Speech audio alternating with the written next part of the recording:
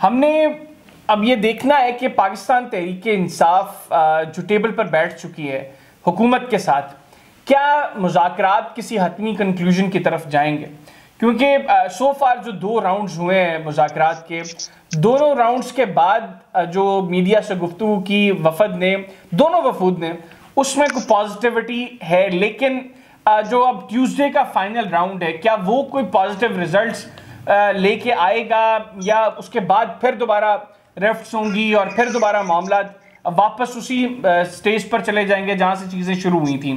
Secondly, Parvez इलाही साहब के घर पर जो पुलिस की रेड हुई, क्या ये गवर्नमेंट की जानिब से मैसेज है कि वी आर नॉट सीरियस, हम इलेक्शंस जो है वो वक्त पर, यानी जो पाकिस्तान तहरीक इंसाफ का मुतालबा है उसके अकॉर्डिंग नहीं करवाएंगे, वक्त पर ही होंगे इंतखाबात? प्रोग्राम के हिस्से में इसको डिस्कस करेंगे। मेरे साथ टेलीफोन पर मौजूद है सेनेटर डॉक्टर गौस खान नियाजी साहब, पाकिस्तान मुस्लिम लीग नवाज से इनका ताल्लुक है। डॉक्टर साहब, thank you very much for your time. अस्सलाम वालेकुम।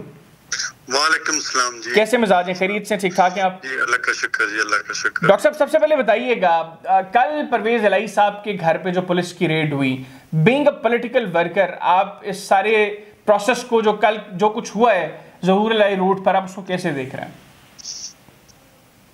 देखें जी, उसमें पहली बात तो ये लोगों के ज़हन में होगी कि शायद हुकूमत ने ऐसा किया है। हुकूमत ने ऐसा नहीं किया, इदारों ने खुद जो है उस पर इदारे खुद मुद्दई हैं, वो कार्रवाई कर रहे हैं। हमारी तरफ से कोई ऐसी इंटेंशन नहीं है कि जी हम तो हुकूमत में, हुकूमत और सिस्टम को चलाना जो है ना, वो हुकूमत वक्त की जिम्मेदारी होती है। हमने तो देखो बड़ी खुशी का इजहार किया कि अपोजिशन हमारे साथ बैठ गई और मुज़ाकरात माहौल में हो रहे हैं, और जो 2-3 साल से जो सारे लोग बेचारे परेशान थे, उन्होंने भी सुख का सांस लिया था कि अब शायद कोई उसका हल निकलेगा, और हम अभी तक उम्मीद है कि कोई ना कोई हल निकलेगा।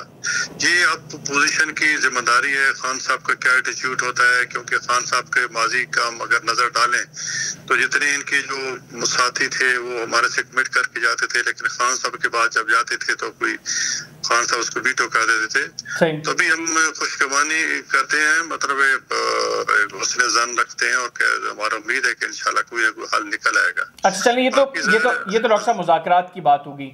परवेज इलाही साहब के घर में जो कुछ हुआ, मेरे पास मुसद्दिका रिपोर्ट्स नहीं है, लेकिन जो रिपोर्टेड चीज़ें हैं मैं वो अगर आपके सामने रखूं, वो कहते हैं कि एक तो उस केस में गिरफ्तारी के लिए पुलिस आई जिस केस में परवेज इलाही साहब की 6 मई तक जमानत थी। सेकेंडली, बगैर सर्च वारंट के 5 घरों की तलाशी ली गई और परवेज इलाही साहब मिले भी नहीं। फिर जिस तरीके से उनके घर पुलिस दाखिल हुई, बख्तरबंद गाड़ी का इस्तेमाल किया गया, सारे वो यकीनी तौर पर मनाजर आपने भी देखे होंगे। यानी कैसा इमेज था? मैंने जब टेलीविजन देखा तो मुझे लगा शायद परवेज इलाही साहब के घर में कोई टीटीपी का कोई दहशतगर्द आकर जो है वो पनाह ले चुका है, जिसको गिरफ्तार करने के लिए अब जो है वो पुलिस पहुंची है वहां पर। अब देखो, जिम्मेदारी दोनों तरफ बनती है। परवेज इलाही के खानदान का एक नाम है रवादारी, कानून की पासदारी हमेशा करते हैं। अगर उनके पास परवेज इलाही साहब को गिरफ्तार करने गए थे, अगर उनके पास कोई ऐसे डॉक्यूमेंट्स होते तो वो पेश करते, तो उन्होंने वो पेश नहीं किए। और फिर उन्होंने देखो, पुलिस पहले 9 बजे गई, वहाँ का गिरफ्तारी उन्होंने कही हमारे पास हमारी वही लोग हमको 12 घंटे तक पेश कर देंगे। पुलिस वापस आ गई, फिर 12 बजे गई। लेकिन जब 12 बजे दोबारा गई तो फिर उनका अंदर से एटीट्यूड था, पत्थर फेंके गए। आपने खुद ही स्क्रीन पे देखो होगा कि वो पानी के फुहारे फेंके जा रहे हैं। फिर एक पेट्रोल बम बना के मतलब फेंका गया पुलिस के ऊपर, गेट के ऊपर जल भी रहा था। तो ये चीजें स्टेट को, मेरे ख्याल में स्टेट को फिर अपनी रिट तो कायम रखनी होती है। उन्होंने फिर जो एक्शन लिया, जाहिर है वो मेरे ख्याल में अच्छा नहीं है, लेकिन स्टेट में मेरे ख्याल में वो उन्होंने मजबूरी के हाल में लिया। परवेज इलाही को आखिर क्या मजबूरी थी, वो गिरफ्तारी पेश कर देते। इसमें कोई आपके ख्याल में उन्होंने गिरफ्तारी क्यों नहीं दी डॉक्टर साहब?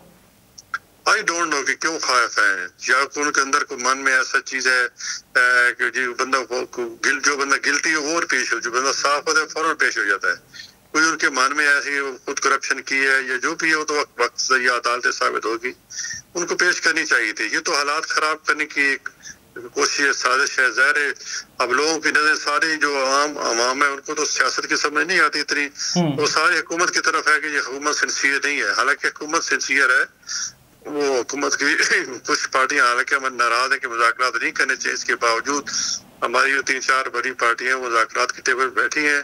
3 बंदे अपोजिशन के हैं, 6-7 हमारे हैं, हम तो अच्छी वैसे आप समझते हैं कि ये जो मुज़ाकरात हो रहे हैं, मंगल को अब इनका फाइनल राउंड होने जा रहा है, ये किसी हतमी कंक्लूजन की तरफ जा सकते हैं?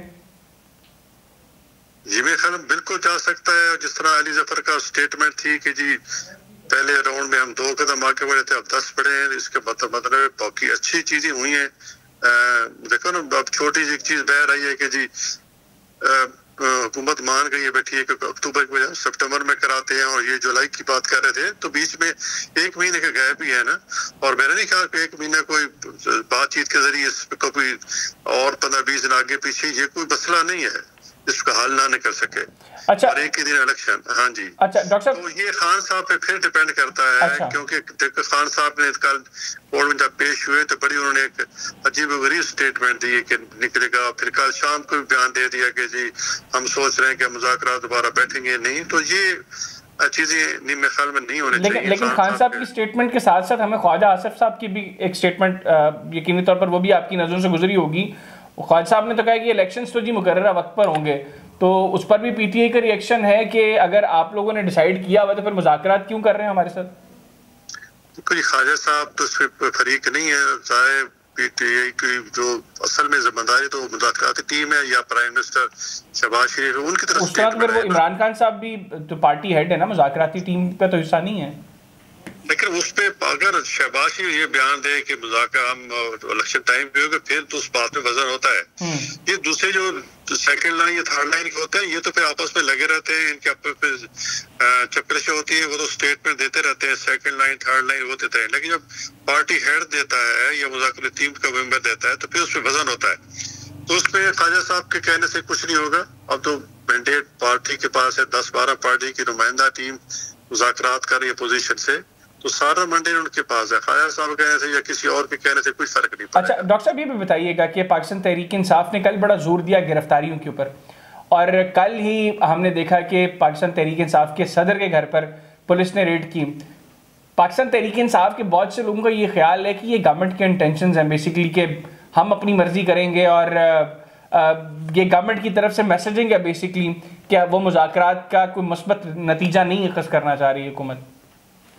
नहीं, कतई ऐसी बात नहीं है। हुकूमत बिल्कुल मुखलिस है, इसी खलूस के साथ मुज़ाकरात ये पहले भी हो सकते थे, लेकिन खान साहब के एटीट्यूड की वजह से मुज़ाकरात लेट हुए हैं। अब कोई कहना, देखो ना, मैंने पहले कहा कि जितने केसेस हैं, कोई पॉलिटिकल केस मतलब इसमें ऐसे कोई किसी लीडरशिप पे केस हमने नहीं बनाया। उसमें रियासती इदारे जो है मुद्दई हैं, वही कार्रवाई कर रहे हैं। अब अगर हम मुज़ाकरात भी टेबल तक सियासी इदारे का है, तो हम अगर सियासी लीडर एक टेबल पे बैठ जाए, मसाइल हल कर लें, तो फिर कोई बात ही नहीं रहती। हम तो कभी हम हर तरफ, कभी हाई कोर्ट जा रहे हैं, कभी सेशन कोर्ट जा रहे हैं, कभी सुप्रीम कोर्ट जा रहे हैं अपने मसाइल के हल के लिए। अगर ही हम टेबल पे बैठ के मसाइल हल करें तो दूसरे इदारे को दखल अंदाजी का मौका ही नहीं मिलेगा। हम खुद उनको दावा देते हैं, ये खुद हमारी सियासी जमातों की इमेच्योरिटी है। तो वैसे आप समझते हैं कि अभी चले मुज़ाकरात की टेबल पर बैठने तो खुशाइंद है, इन केस कोई पॉजिटिव सोल्यूशन नहीं निकलता, यहाँ से कोई पॉजिटिव खबर नहीं आती, वैसे तो हम दुआ गो हैं कि कोई अच्छी खबर जो है वो सब लोगों को सुनने को मिले। इन केस ऐसा नहीं हो पाता, किसी भी वजह से ये मुमकिन नहीं होता, फिर किसी तीसरे फरीक का आना आप समझते हैं कि फिर तय है? ज़ाहिर है फिर उनको मौका मिलता है। आप देखो, आते हैं नहीं आते वाला बात है, लेकिन मेरा नहीं ख्याल कि वो इस किस्म की हालात में टेंशन, जहाँ मुल्क का खजाना खाली हो या मौसमी हालात ऐसे हों, और फिर ज़ाहिर जब वो आएंगे तो जो हमारी बातचीत चल रही है IMF के साथ किसी वो भी सबटास होगी। तो इन हालात में उनका आना मुश्किल है, पर उनकी कोशिश है वो कि जी मामलात ये खुद सियासतदान हल करें। अब जब से नए आर्मी चीफ आए हैं तो उन्होंने अपने आप को सियासत से दूर ले जाना चाहते हैं फौज को, और मेरे ख्याल में किसी हद तक वो कामयाबी हो रहे हैं। अगर चंद माह में मजीद क्लियर हो जाएगा, उनकी फिलहाल को आने की टेंशन लगती नहीं है। ठीक है। अच्छा डॉक्टर साहब, ये भी बताइएगा कि अभी ये जो मुज़ाकरात हैं इनमें 2 पॉसिबिलिटीज़ हैं। एक तो पॉसिबिलिटी ये है कि मुज़ाकरात में पाकिस्तान तहरीक इंसाफ आपको कोई 2 कदम पीछे ले आएगी, खुद वो 2 कदम आगे बढ़ेंगे और चीज़ें पैचअप हो जाएगा कि जी फलानी तारीख को इलेक्शंस के ऊपर कंसेंसस है। लेकिन उसके लिए भी कुछ तरीक़ेकार है।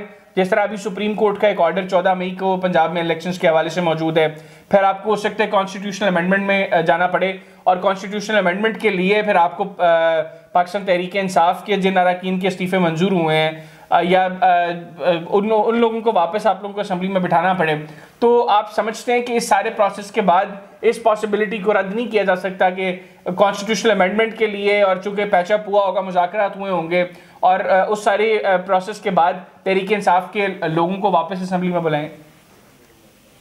देखो जी, हम आपस में बड़ी कानूनी पेचीदगियां हैं, इससे मंजूर होके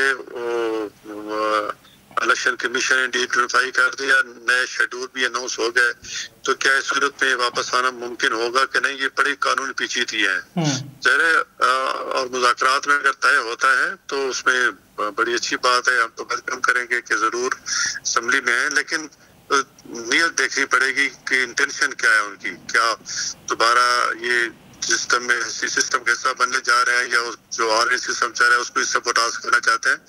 बीच में मिसट्रस्ट इतना ज्यादा है कि आप सोच भी नहीं सकते। मतलब हम देखें, अब उन्होंने 2 असेंबलियां ऐसे ही तोड़ दी खान साहब ने। अब कभी कहते हैं कि जी आप एहसास हुआ, तो कभी कहते हैं कि मुझे बाजवा ने ऐसे कहा था, हालांकि बाजवा साहब उस वक्त रिटायर हो चुके थे। तो बहरहाल वो उन्होंने जल्दबाजी की, उनका ख्याल था कि जल्द इलेक्शन हो जाएंगे, मैं दोबारा वज़ीर आज़म बन जाऊंगा। अब देखना, इस माहौल में अगर इलेक्शन भी होते हैं तो इलेक्शन भी उसको नतीजे कौन कबूल करेगा? इस सियासी माहौल में जो हार जाएगा वो कहेगा धांधली है, और पीटीआई तो ये जेब उठा के बैठेगी, इसलिए इलेक्शन पे जोर दे रही है कि जी अभी इलेक्शन होते हैं तो हम जीतेंगे। अगर वो हारते हैं, हालांकि आपको पता है कि जब कौमी असम्बली के इलेक्शन का सर्वे कराया गया अभी पिछले 1 महीने, तो उसमें ये आ रहा है कि स्प्लिट मैंडेट होगा, ठीक है ना? कोई पार्टी इस पोजीशन में नहीं है कि वो हुकूमत बना सके। तो ज़ाहिर है वो तो ऐसा तो नहीं हुआ कि पीडीएम और पीपल्स पार्टी मिलकर दोबारा हुकूमत बनाने, लेकिन इस पर वज़ीर आज़म जो है वो पीपल्स पार्टी से हो सकता है, उसमें हो सकता है, लेकिन पीटीआई वाले ज़हन बना के बैठे हैं कि खान साहब 2/3 से जीतेंगे, वो ये माइंड बना के। ज़ाहिर है जंग जाने से आगे वो ऐसे रिजल्ट नहीं मिलेंगे तो फिर वो सड़कों में होंगे कि हमारे साथ ज्यादती होगी इधर, और इनके खान साहब बन जाते हैं, फिर क्या होगा? फिर खान साहब अगर बन जाते हैं तो बन जाए, उसमें क्या है? आप लोग एक्सेप्ट करेंगे इलेक्शंस के नतीजे को अगर इनके खान साहब बनते हैं? ज़ाहिर है, हम तो देखो हमारा तो चार्टर ऑफ डेमोक्रेसी है, हम तो चाहते हैं जो लूड़ी लंगड़ी जमहूरियत चाहे जैसी वो चलती रहनी चाहिए। अगर वो जीतते हैं तो बिल्कुल ये अवाम का मैंडेट है, अवाम अगर खान साहब को मैंडेट देते हैं बिल्कुल खान साहब को बनना चाहिए, हम एक्सेप्ट करेंगे। अच्छा। हमने ये जो पिछले 3.5 साल 4 साल बर्दाश्त किया है, तो इसी सिस्टम को क्या सिस्टम चलता रहे, वरना आरटीएस और सारी चीज सबके सामने है। जिस तरह खान साहब की एस्टेब्लिशमेंट ने सपोर्ट की है सबके सामने है। चलिए, सिस्टम को तो अभी भी डॉक्टर साहब चलाने के लिए आप लोगों को, चूंकि अब आप गवर्नमेंट में हैं, पहले आप लोग अपोजिशन में थे, आप लोगों ने कहा जी कि हम सिस्टम के लिए चीज़ों को हमने बर्दाश्त किया, अब आप गवर्नमेंट में है तो सिस्टम को चलाने के लिए अल्टीमेटली फिर कॉम्प्रोमाइज़ तो करना पड़ेगा फिर आपको। फिर इसका मतलब है कि हम ये समझें कि इन मुज़ाकरात के अंदर मुस्लिम लीग नवाज और पीडीएम जो पीएमएलएन लेड गवर्नमेंट है इस वक्त, ये कॉम्प्रोमाइज़ करने को तैयार है, लचक है अब इसके अंदर? लचक है। हमने देखा ना अक्टूबर में इलेक्शन किया था, हम क्या चलो सितंबर में करा लेते हैं, तो उसमें तो हम लचक तो हम दिखा रहे हैं, और वो भी लचक दिखा रहे हैं वो कानून है ये। लेकिन उन्होंने बड़ी मैनिफेस्ट बात की है कि हम ये चीजें हम इस पे राजी हैं, लेकिन खान साहब की अप्रूवल शर्त है, ठीक है ना? तो वो मतलब खुद उनकी जो टीम है वो भी मतलब इतनी बदगुमानी का शिकार थी कि पता नहीं खान साहब इस बातों को मानते भी हैं कि नहीं मानते। अच्छा डॉक्टर साहब, ये भी बताइएगा, इन केस परवेज इलाही साहब के घर पे जो कुछ हुआ है, कल जब खान साहब इस्लामाबाद में पेश हुए उस वक्त भी कारकुनान को गिरफ्तार किया गया, आज खान साहब मुमकिन तौर पर अगला लाए अमल भी देने का इरादा रखते हैं। इन केस इस सारे वाक़यात को, इन सारे वाक़यात को एक्सक्यूज़ बनाकर पाकिस्तान तहरीक इंसाफ कहती थी कि हम मुज़ाकरात में नहीं आएंगे, फिर क्या होगा? फिर तो सिस्टम जैसे चल रहा है, हम कोशिश करें कि मुज़ाकरात मसला तो वैसे ही चलेगा, अपने टर्म पे सिस्टम चलेगा, और उसके बाद फिर इलेक्शन का शेड्यूल होगा और इलेक्शन की तैयारी करेंगे, उस वक्त इलेक्शन में जाएंगे। ठीक है, उसके अलावा तो कोई और आखिर में बताइएगा कि अगर सुप्रीम कोर्ट वो भी कहती है कि ठीक है, मैंने जो हुक्म दिया है 14 मई को इंतखाबात का पंजाब में, वो इंटैक्ट है, इलेक्शन हर हाल में होंगे। आज इस हवाले से हमें यह भी पता चला कि इलेक्शन कमीशन ने जो पहले तैयारी करवाते हैं अमले को, वो भी प्रोसेस शुरू हो चुका है। तो 14 मई को इलेक्शंस होते हैं, तो मुस्लिम लीग नवाज ने तो टिकट से इशू नहीं किए और आप लोगों को जो है वो हुक्के का निशान मिला है, फिर हुक्का ही पियेंगे या इलेक्शन लड़ेगी मुस्लिम लीग नवाज? बिल्कुल ज़ाहिर है, हम तो अगर होते हैं जिसका मतलब 99% तो चांस है, नहीं होंगे 1% है। अच्छा, अगर होंगे तो बिल्कुल हम कंटेस्ट करेंगे इंशाल्लाह, उसमें करेंगे। और इंतखाबात ना होने की सूरत में अगर कंटेम्प्ट का सामना करना पड़ता है पूरी कैबिनेट को, प्राइम मिनिस्टर समेत, फिर वो फेस करेंगे? बिल्कुल फेस करेंगे। अगर वो करते हैं तो जाहिर है फिर शहबाज साहब को अगर वो डिस्क्वालीफाई कर दें, कदम लगाते हैं, तो बाद में 180 अरकान है और कोई तलाश कर सकते हैं, अपना लीडर चुन सकते हैं। लेकिन वो अगर प्राइम मिनिस्टर साहब होंगे, मैं गलत हो सकता हूँ, मैं लीगली कोई बहुत ज़्यादा बेहतर मेरा नॉलेज नहीं है, लेकिन जो बातें हैं वो ये है कि सिर्फ शहबाज शरीफ साहब नहीं, पूरी कैबिनेट ही होगी। मेरे ख्याल में इतना बड़ा, जिस तरह अभी तो सुप्रीम कोर्ट के जज साहबान और ये देखो ना, अभी तो ये नहीं तय हो रहा कि 4-3 का फैसला या 2-3 का। हम तो सुप्रीम कोर्ट के एहतराम में चले जाते हैं, पेश हो जाते हैं। तो हमने तो पहले ही पूरी पार्लियामेंट ने कहा कि ये फैसला 3-4 का है और जिसके मुताबिक ये सुमोटो गलत लिया गया था, और सुमोटो जितने भी एक्शन इलेक्शन कराने ये गलत है। सही। और with in the supreme court जज साहबान ने ऑब्जर्वेशन दी है कि ये फैसला 4-3 का है, तो सारा कंट्रोवर्शियल होगा मेरे ख्याल में। अगर वो करते हैं, कंटेम्प्ट ऑफ कोर्ट लगाते हैं तो फिर पार्लियामेंट जो जजेस को बढ़ा लेगी पार्लियामेंट। और हिस्ट्री में है कि इस तरह जजेस को पार्लियामेंट बुलाया गया है, कंटेम्प्ट ऑफ पार्लियामेंट। तो उस सूरत में क्या होगा? जजेस को बुलाकर क्या करेंगे आप लोग? वहाँ जाहिर है वहाँ उनको कंटेम्प्ट लगाएंगे, और फिर अगर पार्लियामेंट रिकमेंड कर दिए तो एग्जीक्यूटिव ऑर्डर के जरिए डिनोटिफाई भी हो सकते हैं, तो बहुत कुछ हो सकता है उसमें। बिल्कुल ठीक होगा। बहुत शुक्रिया डॉक्टर साहब, आपने प्रोग्राम के लिए खुसूसी तौर पर वक्त निकाला। नाज़रीन, पाकिस्तान मुस्लिम लीग नवाज के सीनियर रहनुमा सेनेटर डॉक्टर गौस खान नियाज़ी साहब हमारे साथ टेलीफोन पर मौजूद थे, उनकी गुफ्तगू आपने सुनी।